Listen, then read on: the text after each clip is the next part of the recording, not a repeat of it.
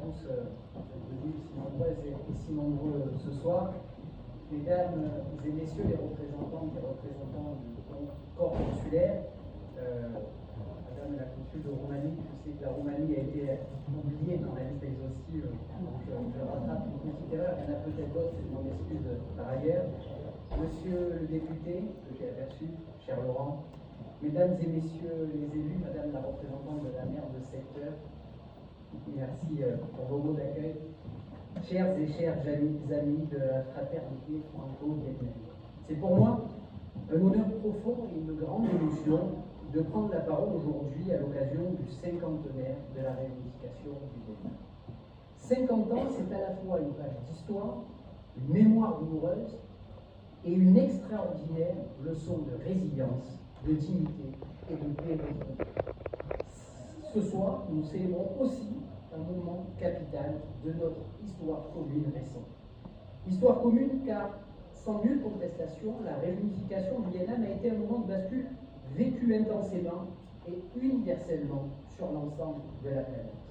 Oui, ce long chemin des Vietnamiennes et des Vietnamiens vers la décolonisation, puis vers la réunification de leur pays, fait partie des grandes pages glorieuses de la marche des peuples vers leur liberté. Mais elle fut bien difficile à acquérir cette liberté et le prix payé a été particulièrement lourd pour la population vietnamienne. J'en évoquerai rapidement ce soir les grandes étapes, car il convient de transmettre cette histoire ainsi que les valeurs qui ont accompagné et accompagnent toujours la société vietnamienne. Et justement, cette histoire, elle commence ici, à Marseille. Oui, j'aime toujours à rappeler un épisode marquant et symbolique de l'histoire partagée entre la France et le Vietnam, le passage de Ho Chi Minh à Marseille en 1911, lorsqu'il embarque comme aide-cuisinier à bord du paquebot amiral La Touche-Trévis. Un passage qu'une plaque honore sur la façade du journal La Marseillaise, le journal des communistes et des progressistes du sud de la France, en plein cœur de Marseille, au cours des siècles. Un passage en France qui lui donnera, au Chili, les bases de son combat anticolonialiste.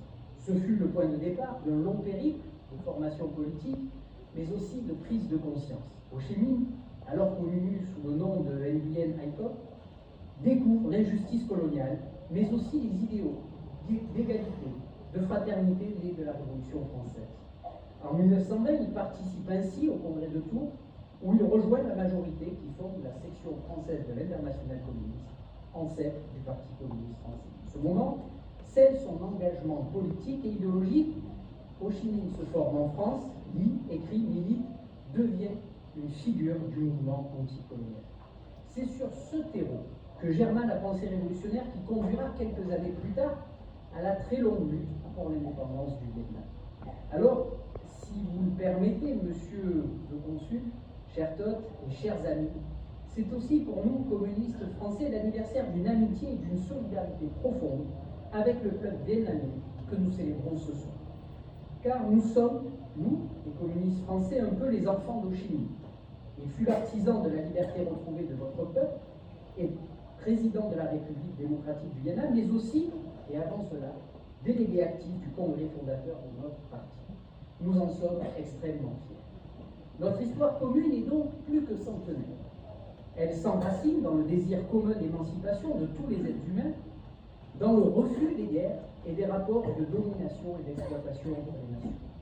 Ce fut un combat de longue haleine car, depuis la proclamation de l'indépendance par Ho Chi Minh le 2 septembre 1945, devant des centaines de milliers de Vietnamiens rassemblés à Hanoï, la République démocratique du Vietnam a traversé les épreuves du monde.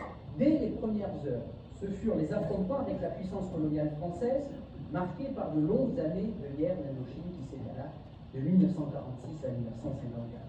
Le courage du peuple vietnamien lors des multiples batailles est d'année.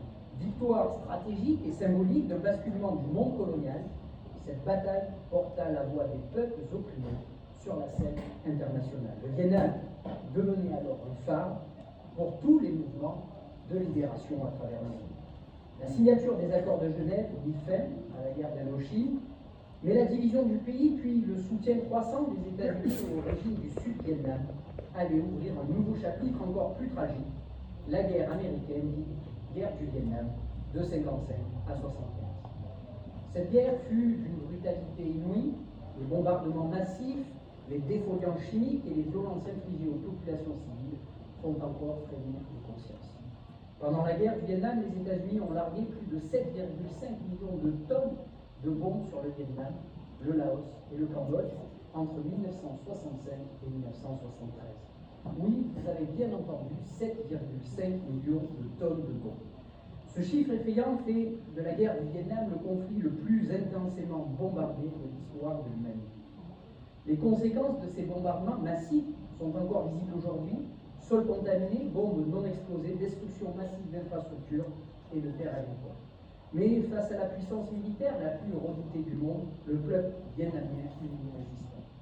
Les batailles historiques ont eu lieu, la guerre contre les Français puis contre les Américains furent des épreuves terribles. Des millions de morts, des terres dévastées, une population meurtrie. Et pourtant, le Vietnam n'a jamais cédé et sa résistance fut soutenue dans le monde entier par une vague de solidarité sans précédent. En France, des comités Vietnam naquirent dans les villes, les campagnes, dans les syndicats, à l'université, portés par la conscience d'une lutte universelle contre la guerre et pour la justice. Je sais que parmi les présents ce soir, beaucoup sont celles et ceux qui participèrent dans ces années-là à cette lutte. Je voudrais leur exprimer mon admiration pour ce combat, pour les risques pris, pour l'éveil des consciences et pour leur mobilisation qui se poursuivit après les combats. Car parmi les cicatrices de cette guerre, l'un des drames les plus persistants est celui de l'agent orange. Ce défoliant chimique déversé par millions de litres a empoisonné les sols, les forêts, les eaux et les corps. Un quart du pays fut soumis à une crime chimique qui poursuivait les horreurs des champs de bataille de la Première et de la Seconde Guerre mondiale. Des millions de Vietnamiens furent exposés et aujourd'hui encore, 3 générations plus tard, les séquelles sont visibles. Malformations congénitales, maladies chroniques, cancer, handicap, le poison continue de frapper les innocents. Notre devoir de mémoire inclut aussi un devoir de justice. À ce titre, l'action menée par Tran Ton Nhat, franco-vietnamais ayant intenté une procédure contre les fabricants de l'argent orange, est un acte de courage exemplaire. L'association d'amitié France-Vietnam soutient sans réserve son combat, comme elle soutient toutes les victimes de la guerre chimique. En cela, cette association exemplaire, dont Julie vient de vous parler, au nom de Mario Papi, que j'excuse également ce soir, contribue à entretenir une amitié indéfectible entre le Vietnam et la France. Je me félicite que le nouveau comité local de cette association ait d'ailleurs vu le jour chez nous. Une association qui, je l'espère, vous rejoindrez et vous verrez à quel point elle sait être active. Car 50 ans après sa réunification, le Vietnam est aujourd'hui l'un des pays les plus dynamiques d'Asie. Il est passé du rang des pays les plus pauvres à celui des pays à revenus intermédiaires. Un développement spectaculaire, quasiment sans équivalent dans l'histoire humaine, en si peu de temps et surtout avec de telles meurtrissures. Et j'ai pu moi-même, récemment, lors d'un déplacement récent avec Fabien Roussel, en prendre toute la mesure, notamment grâce à un échange avec le secrétaire général du Parti communiste vietnamien, To Lan. La croissance économique dépasse ces dernières années les 6% par an. Son industrie attire les plus grands groupes internationaux et son secteur technologique est en pleine expansion. Mais ce développement n'est pas unique. Il s'accompagne d'un effort colossal en matière d'éducation, de formation de la jeunesse, de santé. Excusez-moi, près de 20% du budget national est ainsi consacré à l'éducation. Former, éduquer la jeunesse, lui transmettre les valeurs d'humanisme, de progrès social qui ont guidé la marche des aînés vers l'indépendance, c'est la priorité des autorités vietnamiennes. Le pays qui compte désormais plus de 100 millions d'habitants est tout simplement celui qui investit le plus au monde dans sa jeunesse. Le Vietnam investit également dans la technologie, les langues, la formation professionnelle, afin de faire de sa jeunesse une force motrice pour l'avenir. Le pays s'est aussi engagé à atteindre la neutralité carbone d'ici 2050 dans un contexte de dérèglement climatique aigu. Il fait face avec lucidité aux défis de la pollution, de l'urbanisation, de la préservation de la biodiversité exceptionnelle, avec la prise de conscience que ces problématiques concernent toute l'humanité. Car le Vietnam est porteur de messages de paix et d'universalité. C'est l'un de ces rares pays qui peut dire au monde entier: nous avons souffert, mais nous avons pardonné. Nous avons été colonisés, mais nous avons tendu la main. Nous avons été bombardés, mais nous sauvons la paix. Et à ce titre, je voudrais également, et ce sera mon dernier rappel historique, rendre hommage à y a une action particulière de l'armée populaire vietnamienne. Oui, à cette armée populaire qui, au prix de lourds sacrifices, mit fin en 1979 à l'un des régimes les plus barbares du XXe siècle, celui de Pol Pot au Cambodge. En franchissant les frontières pour libérer le peuple cambodgien de la terreur génocidaire, le Vietnam a montré au monde que la solidarité internationale pouvait aussi prendre la forme d'un acte de justice et d'humanité. Ce geste reconnu aujourd'hui par l'histoire témoigne une fois encore de la dignité, du courage et du sens moral profond du peuple vietnamien. C'est ce courage et cette dignité du peuple vietnamien que nous célébrons ce soir. Mesdames et messieurs, le cinquantenaire que nous célébrons n'est pas qu'un souvenir, il est un socle pour bâtir une relation toujours plus forte entre nos peuples, pour continuer à œuvrer à un monde plus juste, plus solidaire et plus humain. Vive le Vietnam uni, indépendant, souverain et juste. Vive l'amitié entre nos deux peuples. Je vous remercie.